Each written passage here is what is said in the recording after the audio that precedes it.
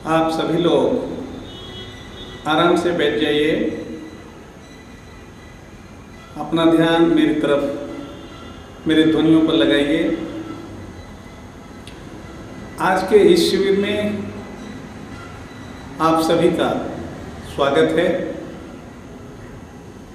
जो लोग यहाँ आध्यात्म मार्ग में प्रवेश पाने के लिए इच्छा रखते हैं, उनके लिए यह सुंदर योग है। यह कार्यक्रम समाज कल्याण के लिए योग सेवा केंद्र की तरफ से प्रस्तुत किया जा रहा है। आपकी समस्याएं, शरीर से संबंधित रोग, कष्ट अथवा पीड़ा, मन के तनाव, मन के रोग अथवा आध्यात्मिक चेतना से संबंधित हो सकते हैं। आप स्वयं अपनी समस्याओं का कारण खोज पाएंगे तथा उन्हें दूर कर सकेंगे। आज का जो विषय है वो सूक्ष्म तत्व से संबंधित है। आध्यात्म मार्ग में प्रवेश पाने के लिए सूक्ष्म तत्वों की जानकारी होना अनिवार्य है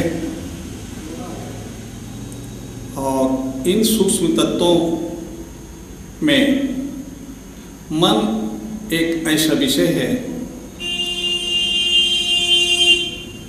जिसके बारे में बहुत कम लोग जानते हैं।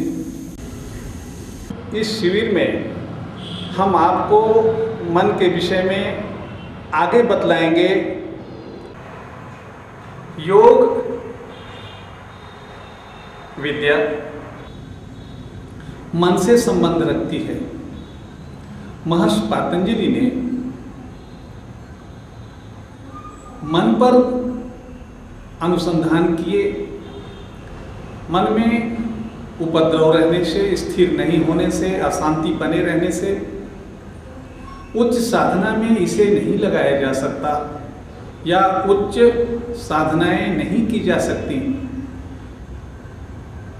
वेद में जो लिखा हुआ है और जो कपिल मुनि ने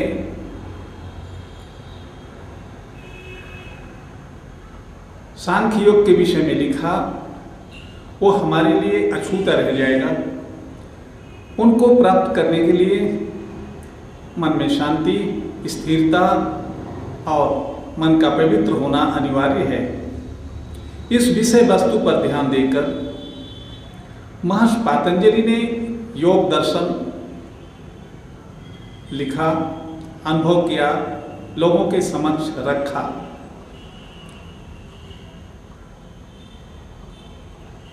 महर्षि पतंजलि ने योग की परिभाषा दिया।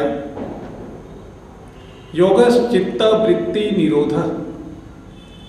चित्त की वृत्ति अर्थात मन पर नियंत्रण पाने की विद्या को योग कहा जाता है।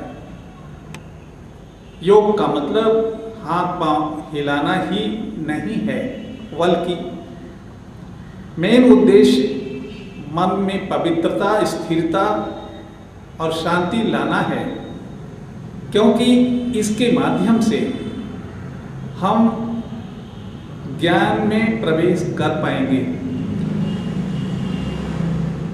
अन्यथा यह ज्ञान मार्ग हमारे लिए शब्दों के जाल के अलावा और कुछ भी नहीं रह जाएगा।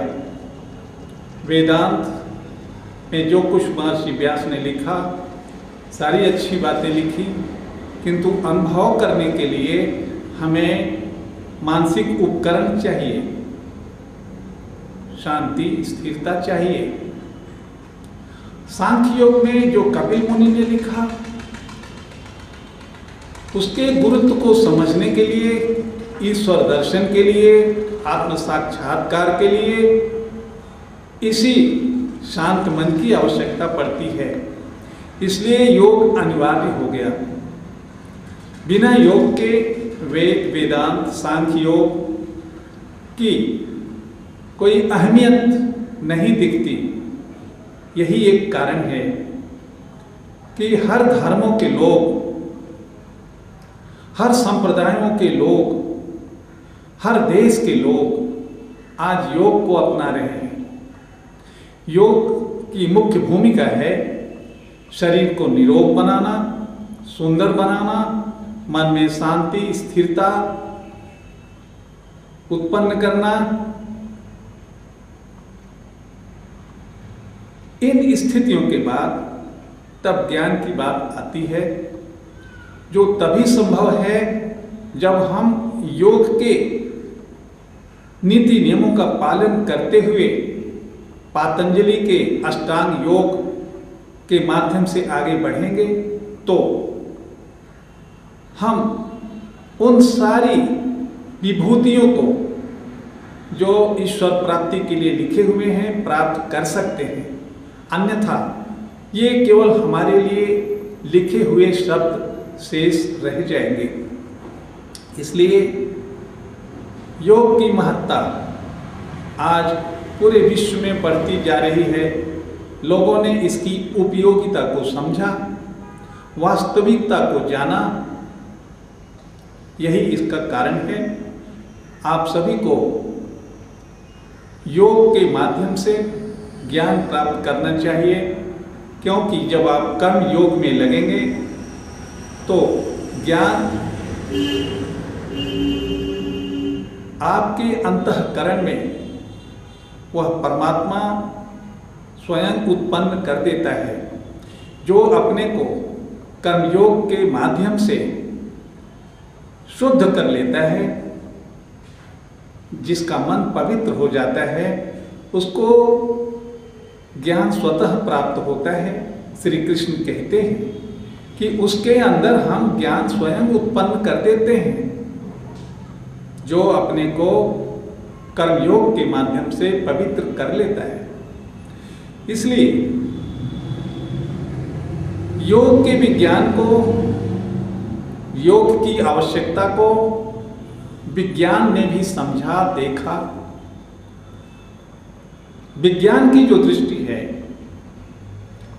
वो मनोवैज्ञानिक रोगियों को ठीक करने में काम आती है। उनकी भूमिका रोगों को दूर करने के लिए है, क्योंकि मन के अध्ययन के बिना मानसिक रोग दूर नहीं किए जा सकते। इसमें औषधियों का प्रयोग नहीं किया जाता, बल्कि मन को ही किसी प्रकार से संतुष्ट किया जाता है। उसके कष्टों को, उसकी पीड़ा को दूर करना पड़ता है, मन के आहत को दूर करना पड़ता है। मन को खुश करने के लिए उसके अंदर में घुस कर देखना पड़ता है कि दुख का कारण क्या था, कहाँ से आया था, उस कारण को निकालना पड़ता है। इसलिए वैज्ञानिकों ने जो योग पर रिसर्च किया, उसका लाभ हमें आज रोगियों को ठीक करने में सहायता के रूप से मिल रहा है। योगियों ने जो मन के विषय में जाना, उसका लाभ आध्यात्म मार्ग में प्रवेश पाने के लिए आध्यात्म का दरवाजा खुल जाता है। इसलिए दोनों अध्ययन हमारे लिए अत्यंत आवश्यक है। वैज्ञानिक अध्ययन और आध्यात्मिक अध्ययन, दोनों अध्ययन मिल करके मन का संपूर्ण ज्ञान प्राप्त करते हैं और अपनी दोनों की अलग भूमिका है। इसमें से किसी एक को भी नकारा नहीं जा सकता। इसी मन के द्वारा सुख उत्पन्न होता है,